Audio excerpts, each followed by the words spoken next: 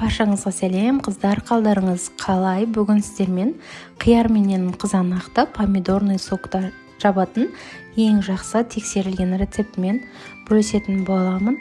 Видеоны міндетті түрде соңына дейін қарап, өз ойларыңызды, рецептеріңізді бөлісе кетіңіздер. Ең алдымен қиярды осылай екі шетін алып тастап, екіге бөлсеңіздер де болады, бөлмесеңіздер де болады. Осылай 3-4 сағат көлемінде мұздай суға салып қоямыз. Мен қиярды 4 сағат суда ұстап тұрдым. Содан кейін қажет заттарымызды дайындап аламыз.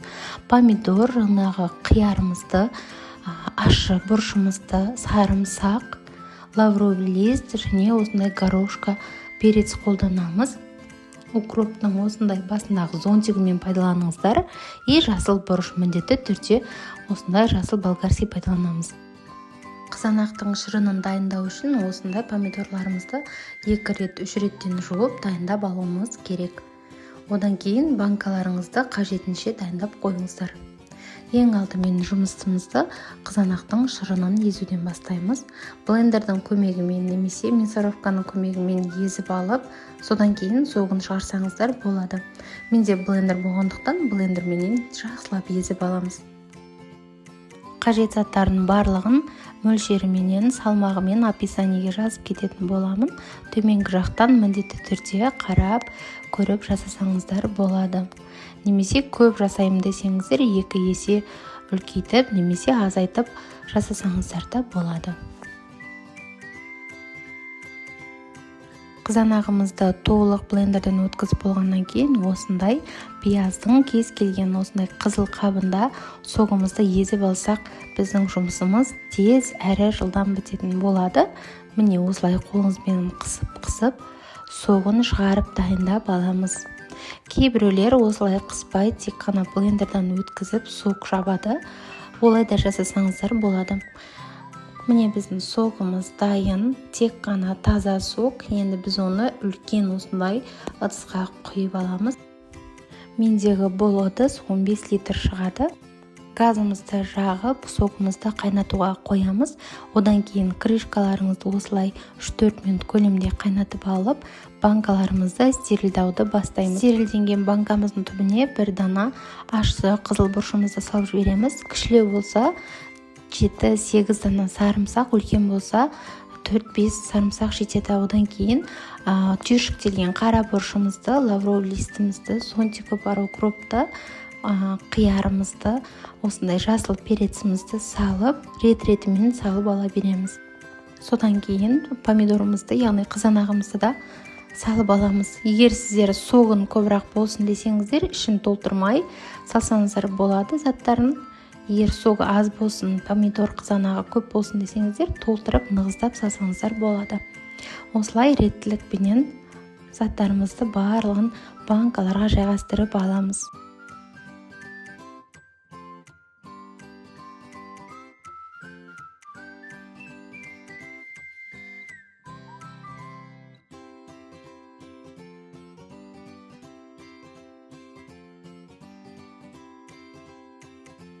Қызанақ қиярларымызды толық банкаларға жайғастырып алғаннан кейін согымызды міндетті түрде 40 минут, 50 минут көлемінде қайнатып, осылай тұзын көбірек салып аламыз. Банканың ішіне тұз салмағандықтан тұзын кішкене басымдау етіп салсаңыздар, сол кезде дәмі өте керемет болып шығады.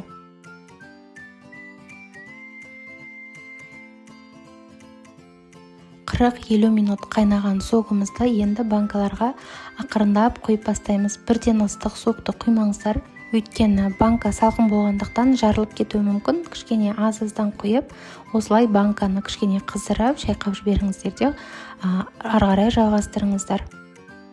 Стерилденген крышкаларымызды бетіне жауып қойып қоямыз. Осылай барлық банкаға жаймен ақырындап согымызды құйып аламыз. Бірден құймаңыздар, банкаларыңыз салқын болғандықтан жарылып кетеді.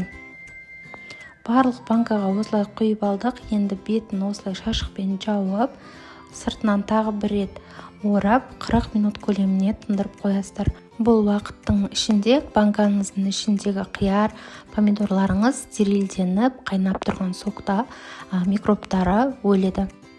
40 минуттан кейін банкаларыңызды ашып, осылай согын обратно кастрюльге құятын боламыз.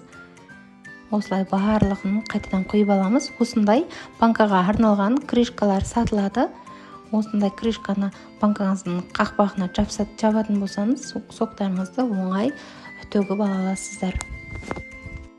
Екінші рет төгіп алған согымызды 20-30 минут көлемінде қайтадан қайнатамыз. Төгілген банкаларды міндетті түрде қайтадан шашықпен орап қойыңыздар. Екінші рет қайнаған согымызды осылай банкаларға құямыз.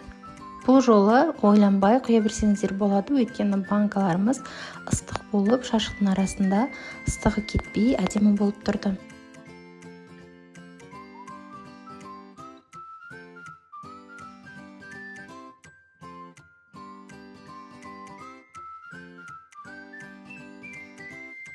Сокты 2 рет қайнатып, банкаларымызды жауып тастасақ болады, немесе өзіңізге сенімсіз болатын болсаңыз, 3 рет қайнатып жапсаңыздар да болады. Мен 2 реттен кейін осылай банкаларды жауып, төңкеріп, міндетті түрде үстіне осылай дастархан менен көрпе орап қойдым. Ыстық күйінде төңкеріп, міндетті түрде осылай жасап қойыңыздар. Міне менің банкаларым дайын. Бұл банкалар жабылғанына 2 күн болды. Ешқандай атылмайды, ешқандай ауасы сыртқа көтерілмейді. Өте тексерілген рецепт. Міндетті түрде жасап, өз ойларыңызды комментарийге жазып кетіңіздер. Өздеріңіздің банка жабу әдістеріңізбен бөлісе кетсеңіздер, өте қуанышты боламын.